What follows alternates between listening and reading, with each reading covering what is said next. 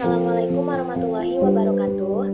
Sebelumnya perkenalkan, saya Meirani Zahra dan rekan-rekan saya Ade Okta Fitriani, Vira Nurfiantika, Salwa Akila, dan Feriansyah Pratama.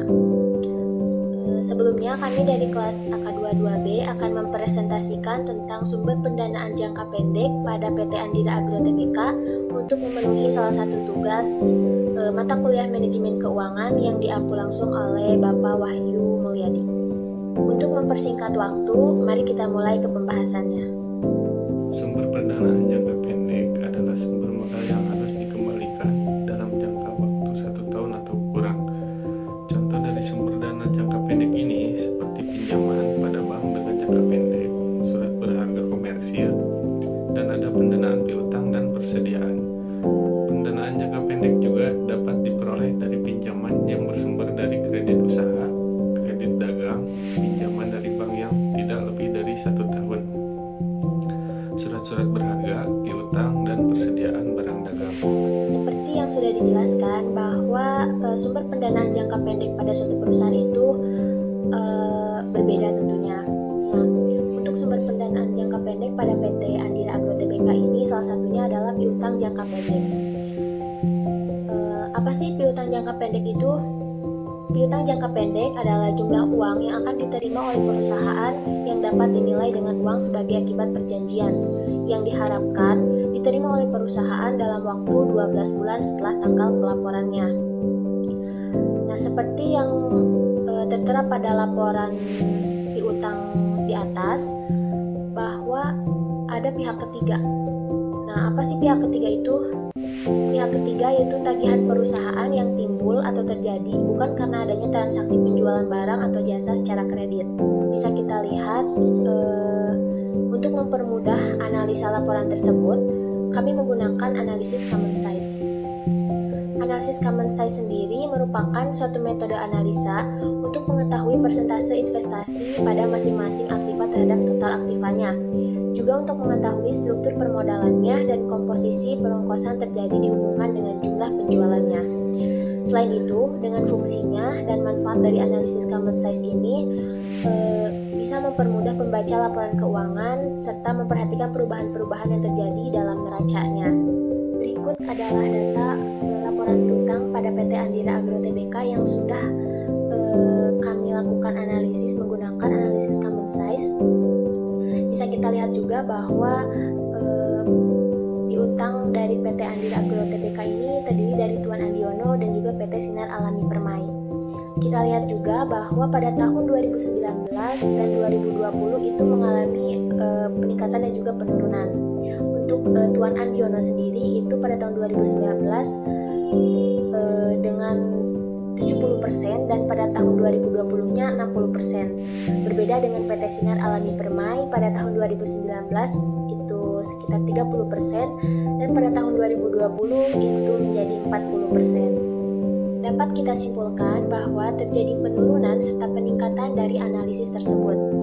Piutang dari Tuan Andiono mengalami penurunan sekitar 10%, sedangkan PT Sinar mengalami peningkatan sebesar 10%, yang mana bahwa dalam tahun berjalan, PT Andira Agro Tbk ini mengalami peningkatan sebesar 10% dari PT Sinar Alami Permai. Nah, untuk selanjutnya ada piutang plasma. Piutang plasma adalah biaya-biaya yang dikeluarkan untuk pengembangan perkebunan plasma yang meliputi pengeluaran pupuk dan sarana produksi. Jadi, piutang plasma juga termasuk pinjaman talangan kredit, pinjaman pupuk, serta sarana produksi pertanian lainnya kepada petani. Contoh laporan piutang plasma pada PT Andira Agro Tbk yang bisa kita lihat ya perbandingan dari tahun 2019 dan 2020. Dengan total 2019 senilai 79.655.396.951 rupiah, sedangkan di tahun 2020 itu senilai 72.177.582.031 rupiah. Nah, untuk mempermudah dan memahami laporan keuangan, khususnya pada piutang plasma, ini kita bisa melakukan analisis common size. Analisis common size adalah suatu metode analisa untuk mengetahui persentase pada masing-masing aktiva terhadap total aktivanya. Nah, contohnya itu tahun 2019 pada Koperasi Subur Maya itu dengan total persentasenya 53%, sedangkan di tahun 2020 itu 53%. Sedangkan untuk Koperasi Restu Ilahi itu di 2019 sebesar 31%, sedangkan 2020 33% dan seterusnya dengan total semuanya 100%. Nah, kemudian di sini saya akan menjelaskan utang jangka pendek, yang dimana utang jangka pendek ini merupakan utang yang harus dibayar kembali atau jatuh tempo dalam satu periode akuntansi. Nah, dengan kata lain, suatu utang ini dapat diklasifikasikan sebagai utang jangka pendek apabila diharapkan dibayar dalam waktu 12 bulan setelah tanggal pelaporannya. Kemudian di sini ada utang usaha dari PT Andira Agro Tbk, yang dimana perbandingan antara tahun 2019 dan 2020 itu mengalami perubahan atau peningkatan. Jadi pada tahun 2019 ini jumlah utangnya sebesar 4.967.650.095 rupiah. Nah, kemudian mengalami peningkatan penaikan pada tahun 2020. Utangnya meningkat menjadi 5.932.493.001 rupiah. Nah, sehingga pada PT Andira Agro Tbk ini melakukan analisis common size pada utang bank. Nah, dapat saya sebutkan di sini analisis common size-nya yaitu dari Koperasi Sumber Makmur Jaya. Pada tahun 2019 itu sekitar 43% dan pada tahun 2020 49%. Kemudian pada PT Himalaya Everest Jaya pada tahun 2019 itu analisis common size-nya sekitar 21% dan kemudian 2020 pun sama 21% juga. Nah, lalu pada Koperasi Subur Mulia pada tahun 2019 itu sekitar 21% dan 2020-nya sama juga 21%.